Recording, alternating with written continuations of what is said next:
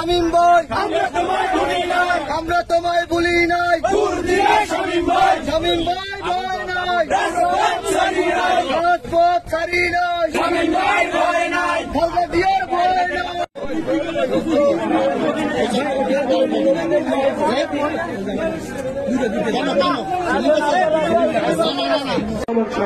জনতা জনাব শামীম রহমান খান।